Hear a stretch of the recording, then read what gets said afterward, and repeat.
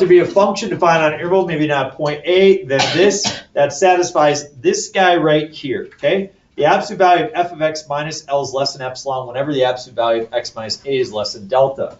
What I want to show you guys is what that means first, and then after I show you what it means, we're going to try a few problems. But it's not that bad. Remember when we draw our picture, what's the first thing that we draw? The function, and you may have an open circle, right? What is this spot?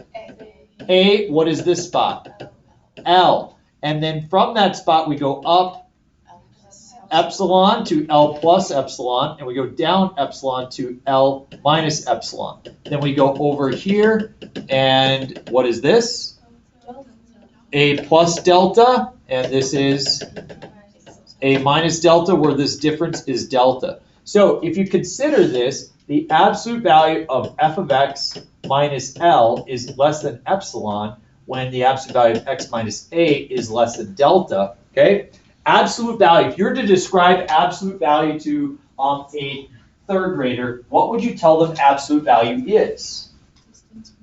Distance. Absolute value is about distance. So notice in this situation right here, this will explain, this is just a distance. If you pick a value of the function, suppose you pick this value right here of the function, and you subtract L, okay? So this is f of x right there, and this is L right there. If you subtract those, or if you look at that distance, does everybody agree it's smaller than epsilon? Yeah, and if you pick an x value right here, and you subtract it from A, does everybody agree that that's less than delta? Yeah, all it's saying is that you're staying within that very small window. You're, again, zooming infinitely small. This is just the distance for y, the distance from x. That's all that it means, okay? We are going to use those, and you will be able to memorize that no problem for the test. You got the front part. After today, this will not be any issue at all. And tomorrow, you'll be able to do a checkpoint, and you will rock it because you have a bunch of all-stars. Let's go. Here we go. Express each of the following problems in terms of a limit, and then f of x minus L is less than epsilon whenever x minus A is less than delta, unless they are already given, then find delta. Remember, this is all a game. I give you an epsilon, you find the delta. That's the game. It says, how close to 2 do we have to take x so that 5x plus 3 is within a distance of 0.01 from 13? Sounds crazy, doesn't it? Let's make sense of it. The limit as x approaches 2, good, of 5x plus 3 equals, close, 13. Everybody see that? What is my epsilon? 0.01. How, given off yesterday, do we go about finding delta? From 13 we go up and down how much? So we have 13.01 is equal to 5x plus 3, and we have 12.99 is equal to 5x plus 3. Right? Go ahead, find delta. Find delta. You can do it. I believe in you. Got big things going on today. We got soccer game, we got tennis, we got volleyball. I just wonder. Don't worry, Haley, I got you. We got swimming. We got swimming today. Yeah. Swimming. Swim and dive. No, just swim. We don't have a dive team. Oh no. Oh no. Yep. When do we homework again? Wait a minute. I heard that Rosa had a bad knee, but I heard she was okay to go swimming. She could be part of the dive team. No, we actually turned down. I actually don't we swim. don't have a dive team. If you threw me in a pool, I could probably swim, but like. Okay, Rosa. Okay. I have your life jacket. But like, I need a lifeguard probably. Well, I'm certified. Yeah. Danny's certified too. Well, I'm actually allergic to ducks, so that's why I don't go swimming I'm that allergic often. to chlorine, so every time I go swimming, I just start sneezing. Yeah, I just start All breaking three of us out. can sing at the same time. What'd you get for a delta? What'd you get for delta? Excellent. Okay? So, if we want to make the statement here, we would say the absolute value of, what is f of x? 5x plus 3 minus, what is L?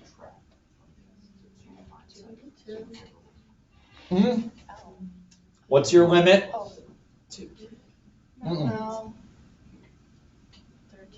13 is my limit. Is less than, what is my epsilon?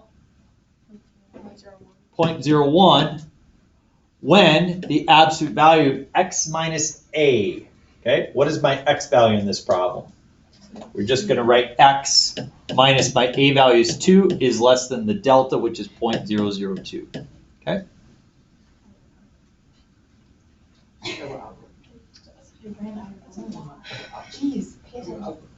What I'd like you to do now is look at number 2 and see if you can write the limit using this information right there. Go ahead and see if you can write the limit.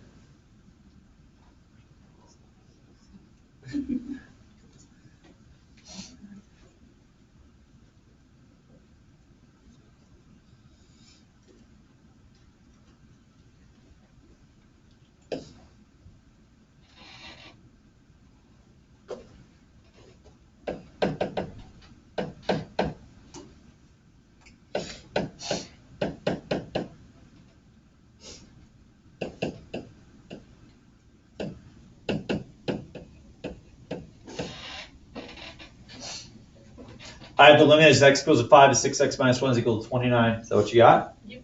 Find delta.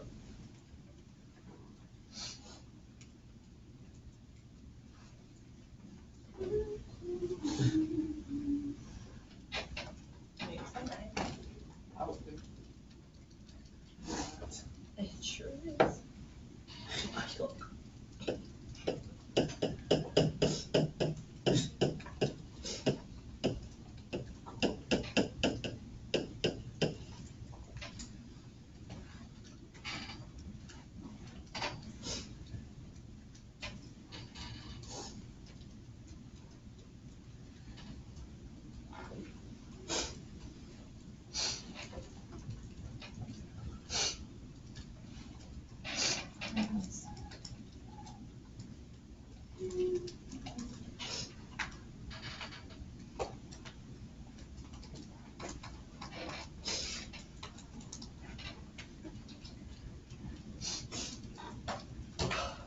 Sounds like we got some sniffles.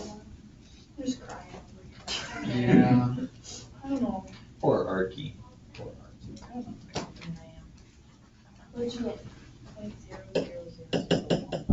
Oh, I got 0.0002. What did you guys get these numbers? What kind of numbers did you guys get? Oh yeah, I had a bunch of other numbers. That's what I got. 5.00. Yeah, that's what I got too. Okay, did you do that right with those? Yeah, that's what I Yep. got. Okay. So you came up with 0.00002, Yeah. and some people give 0.00001. That's just a rounding error. Don't worry, you guys are close enough to the 100,000, so you're fine. Okay. All right, let's switch it up. Okay, you're doing great. Number 3, use the given graph of f of x equals 1 over x to find the number delta such that 1 over x minus 0.5 is less than 0.2 whenever x minus 2 is less than delta. Everybody agree if you get that problem, it looks confusing. Remember, it's a game. Given an epsilon, you find a, and the problem is asking you to find a delta, is it not? So let's just always come back to, like, once we write a limit statement, we know what to do, right? Let's write the limit statement. Limit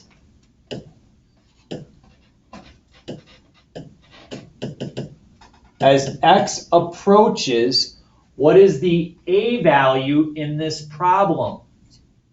What? 2. Why? X minus 2. Yeah, x might see that right there. Yep, good. When is x approaches 2 of, what's the function? 1 over x. They tell us, and it's also sitting right there, isn't it? 1 over x is equal to, what's the limit? 0.5, right? What's the epsilon? 0.2. So that means if my limit is 0.5 and the epsilon is 0.2, I'm going to go up to what value? 0.7 and down to, didn't they already do that for us? Yes. Yeah, not only did they do that for us, they also found the x values right here, didn't they? Okay, see if you can now find the delta. They've done all the work for us, find the delta.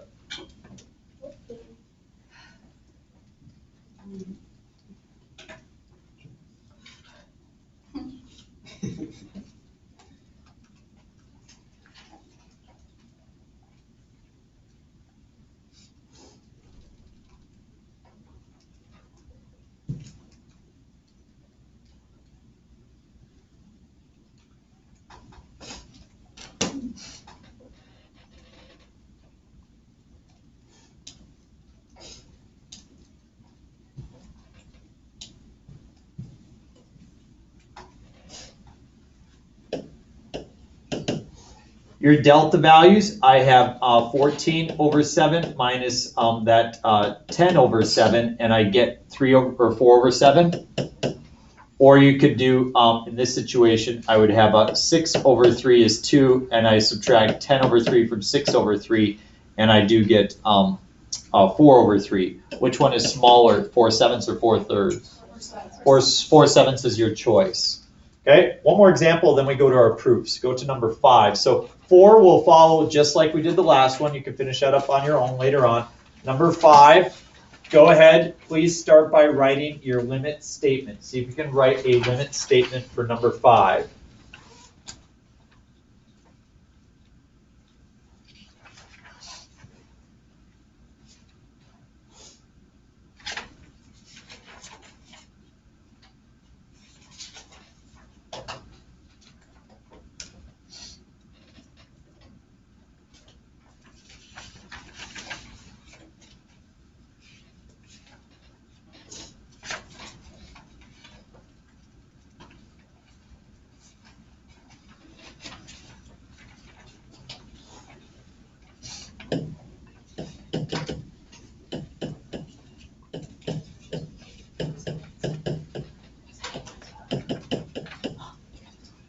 The limit is x equals 4, square root of x is equal to 2, epsilon is equal to 0.4. Everybody good?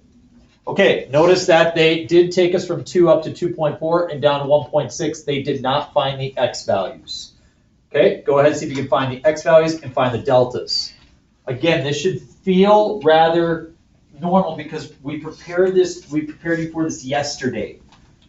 So yesterday we did my worksheet to kind of prepare you for it. This is actually the book assignment, so to speak. Sometimes the book assignment's a little bit tougher for us.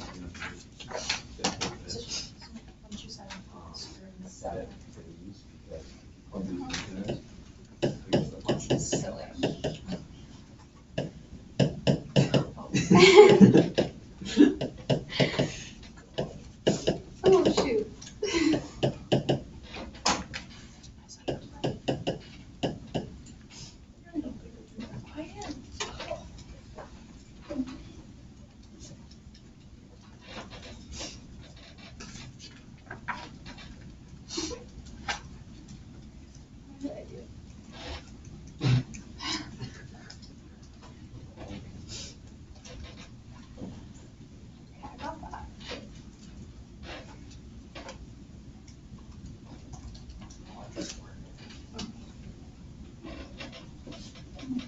Oh.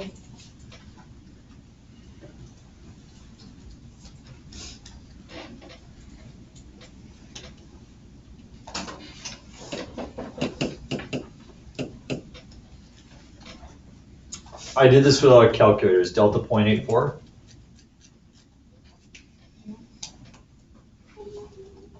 Oh, I'm sorry. No, let me try that again.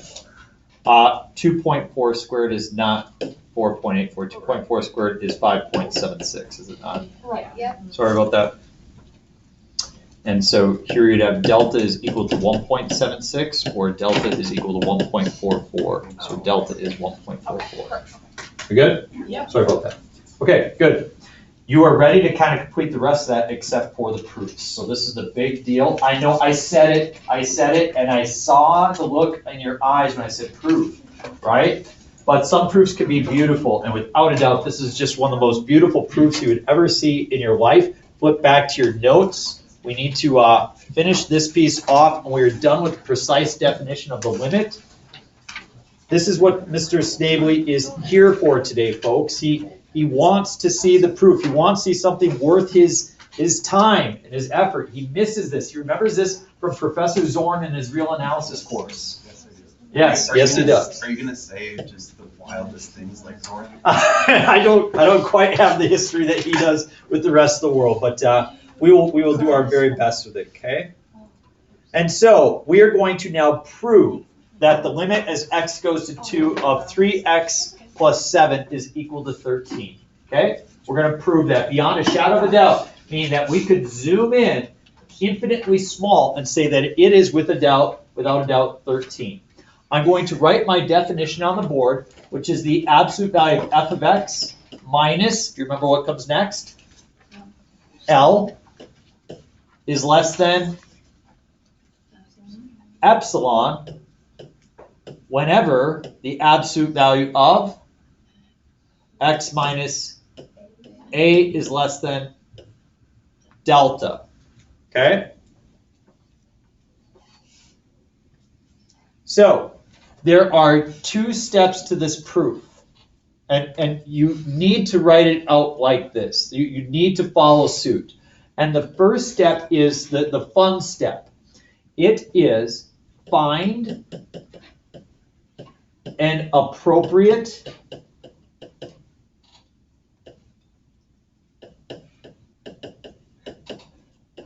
delta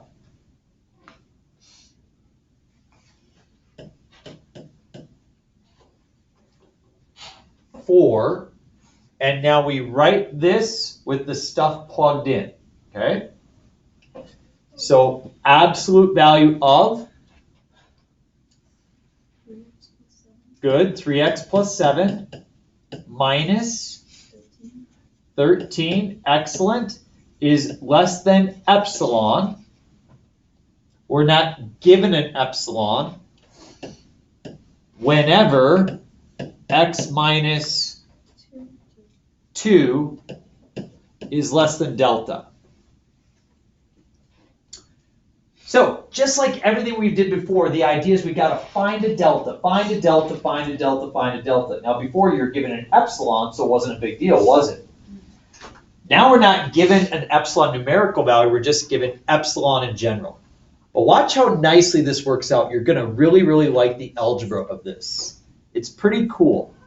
This reduces to 3x plus, or 3x, excuse me, minus what? Minus 6. And what could you factor out of that? 3. A 3. And you get 3 times the absolute value of x minus 2 is less than epsilon. Notice that we want to make sure that's epsilon when this is less than delta. In other words, we want to make the left side look like the right side. Doesn't this kind of look like that? If we just divide both sides by 3, we get the absolute value of x minus 2 is less than epsilon over 3. Do you see that? So, anybody want to guess what our delta should be? Like at least 4. A third of the epsilon. Suppose that you said, hey, I'm going to choose epsilon to be 0.3. I can tell you right now that delta should be 0.1. It's a game. I give you an epsilon, and you give me a delta. Suppose I choose epsilon to be 0.6. What should delta be? 0.2. We've guaranteed that as long as you choose epsilon to be a third of the delta, it's going to work out every single time. we don't have to find it over and over and over again. So we will choose delta equal to epsilon over 3. Woohoo! And then I'm going to make one more statement. I'm going to take this guy right here, and I'm going to multiply both sides by 3. 3 times the absolute value of x minus 2 is less than 3 delta.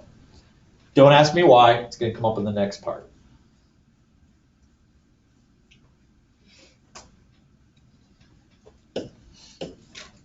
We found the delta. Now, we have step 2. And step 2 is show that the absolute value of f of x minus L is less than epsilon whenever x minus a is less than delta. Now we must show that to be true.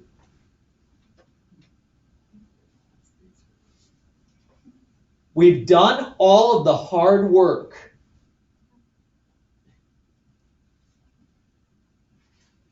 But this is where people get caught in a situation where sometimes they just follow along without actually thinking about what's happening.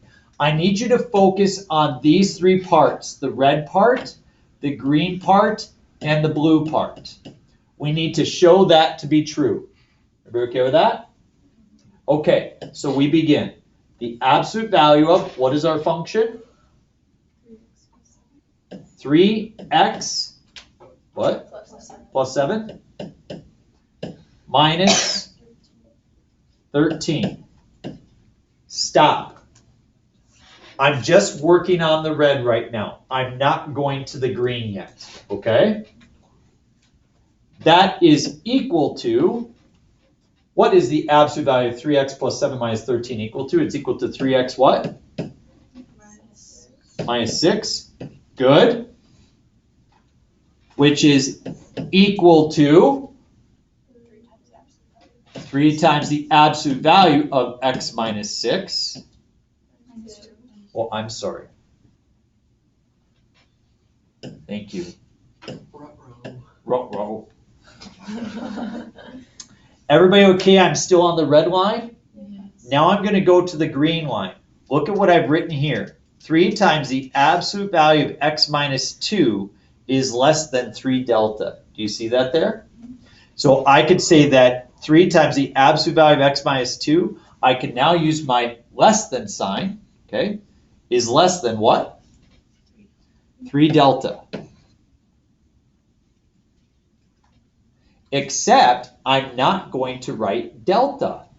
What did we choose delta to be, everybody? We chose it to be epsilon over 3. And what is 3 times epsilon over 3? Epsilon. Oh my goodness.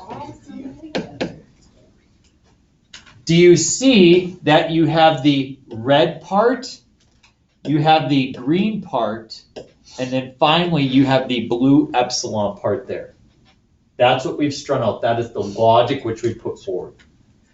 You need to end your proof with either done or QED, or you can put a box or whatever you want to do. Smiley face, yep, that works too. You are a mathematician, you get to end it by your signature, however you would have it. One last problem together. You guys are doing great. This is not easy. This is okay? It's a big sloop. I don't know what sloop is, but We want to prove. What is our first step?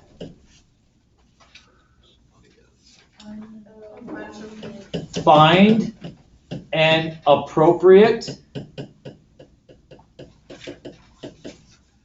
what? Delta for absolute value of 3 minus 2x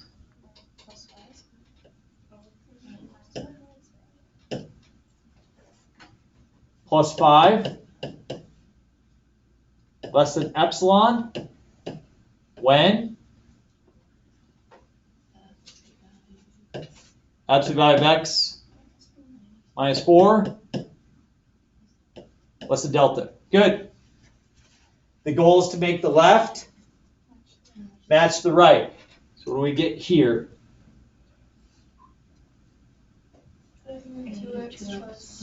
Negative 2x plus 8 is less than epsilon.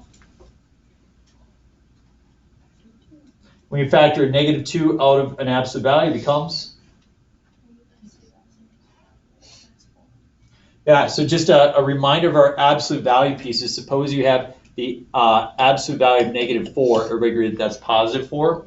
When you factor a negative 1, that turns to a positive 1 times 4. Everybody see that? Okay, so we factor negative out of the absolute value, becomes positive. So as we factor that negative 2 out, we get a positive 2 times x minus 4 is less than epsilon. Now what? Yep. Absolute value of x minus 4 is less than epsilon over 2. Good job. So we choose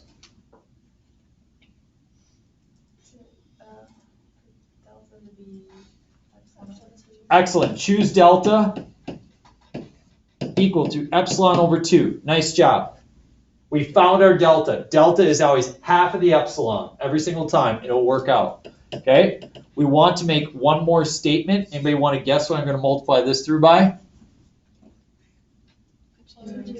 2. So 2 times the absolute value of x minus 4 is less than 2 delta. Okay? So that's something I've kind of added that doesn't show up in our book, and it doesn't show up kind of as it really helps us as we navigate through the second part then. So that's the first part of my proof. What's the second part of my proof? Show the absolute value of f of x minus L is less than epsilon whenever the absolute value of x minus a is less than delta.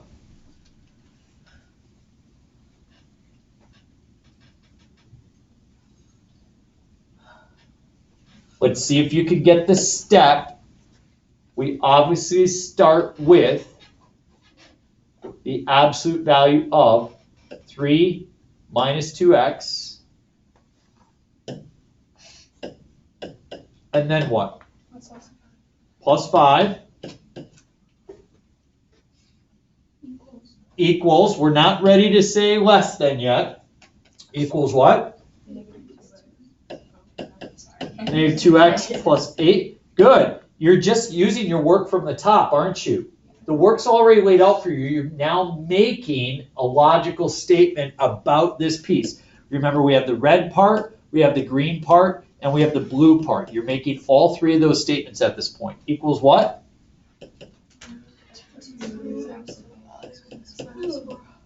Good.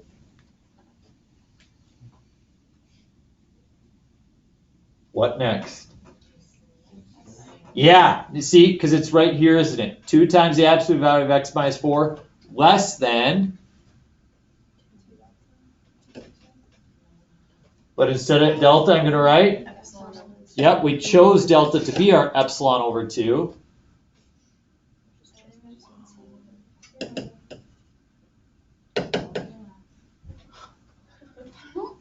Done. Done. Smiley face, signature. Smiley face box. Love it. Okay, pause. Look at it, folks. I want you to understand. Does that not look a little crazy? Yeah. Can you agree that 3 days ago you didn't know anything about this proof, right? But now my guess is if you guys walked up to your assignment and you tried this piece, you'd be able to execute it, wouldn't you? It's okay to still feel I'm a little bit confused about epsilons and deltas. I had a student, a former student, who reached out to me. He's now a math teacher in a different school district, and he's teaching calculus for the first time. He called me on the phone yesterday. He said, Mr. Gens, I'm like, you don't have to call me Mr. Gens anymore. You're like 30 years old, dude. And he said, Mr. Gens, he said, I'm teaching epsilons and deltas tomorrow. And I said, oh, awesome, good for you. He's like, I don't know what I'm doing. He said, I need some help. Like, how do I explain it? And I was trying to help him understand these pieces, but I said to him, I said, don't be afraid that about half of the students might not really fully get the idea, but half of them really might. It's okay to struggle with what is actually happening here. But at the end of the day, I will answer the question simply by this. Look at this piece right here. It comes back to what we said. It's always about given an epsilon, find a delta, right? So watch this. Suppose that I choose epsilon to be equal to 1 over infinity. Do you know what delta ends up being? Number. 1 over twice infinity. We just simply go twice as small. And so we went from, remember at the very beginning of class I said we want to zoom in infinitely small, right? And that's what we've been able to do. You've guaranteed the limit, which is a pretty cool thing. And it was that piece, once they got this, calculus finally made its way into the world. Archie did his work back in the year 200 BC, but it wasn't until Newton and others in the 1500s formalized this idea of the limit that finally calculus became the subject that it is. And then it changed the world forever. And I know that sounds kind of ridiculous, but you guys, calculus did change the world forever. So, all right, that's what I got for you. You guys are ready to work on that next assignment then? You guys can do your proofs if you want. You guys can ask questions about other stuff. It's up to you.